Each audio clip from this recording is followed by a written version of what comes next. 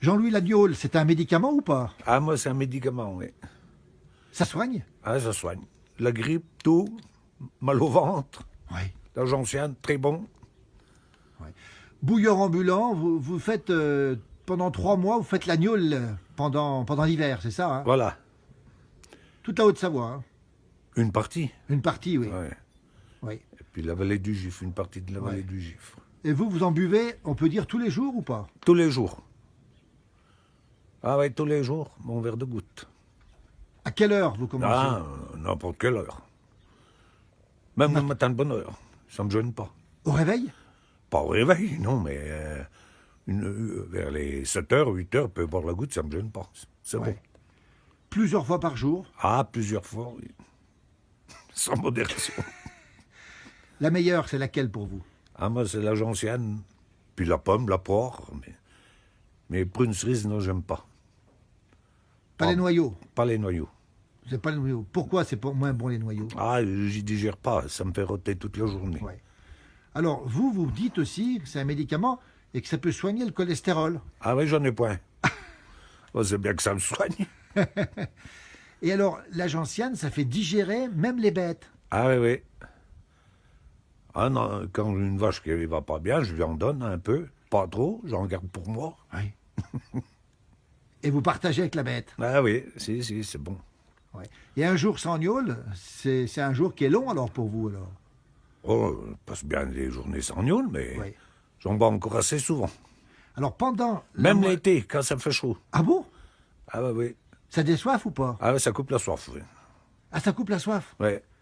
Mais vous en buvez combien? Une petite dose? Un petit verre, pas un verre à vin. Ouais.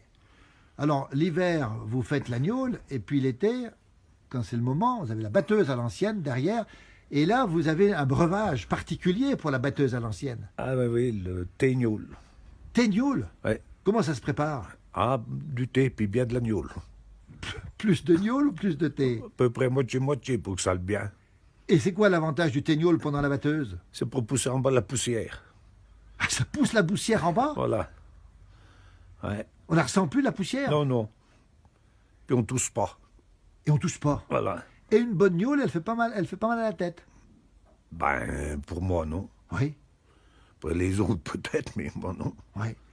Alors, la gnôle, vous la mangez, vous la buvez, la consommez avec aussi de la charcuterie. Vous êtes un vrai Savoyard, vous aussi. Comme Jean Roulet, qu'on a croisé. Ah oui, charcuterie, pain, tome, tout ça. Pain tome, c'est votre... Ah, je préfère pain, tome. Et l'idiot. Puis les saucisses. Puis le pâté. Un vrai Savoyard. Ah ouais. Et puis quand on vous dit la gnôle avec modération, Jean-Louis, vous Non, moi, pas de modération. Sans modération chez nous.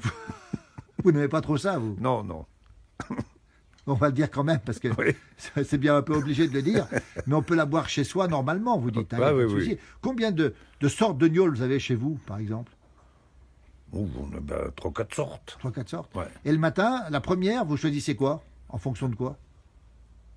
Ah, le matin, je bois de la pomme. C'est bon, la pomme. Ouais. Ou du cidre. Et du cidre, oui. Un gnôle de cidre. Ouais. Et puis la gentiane, c'est après le repas. Voilà. Tiens, Jean-Louis Favret, on le retrouvera dans la place du village, c'est nulle part ailleurs. Merci Jean-Louis. Ouais, merci à toi, Philippe.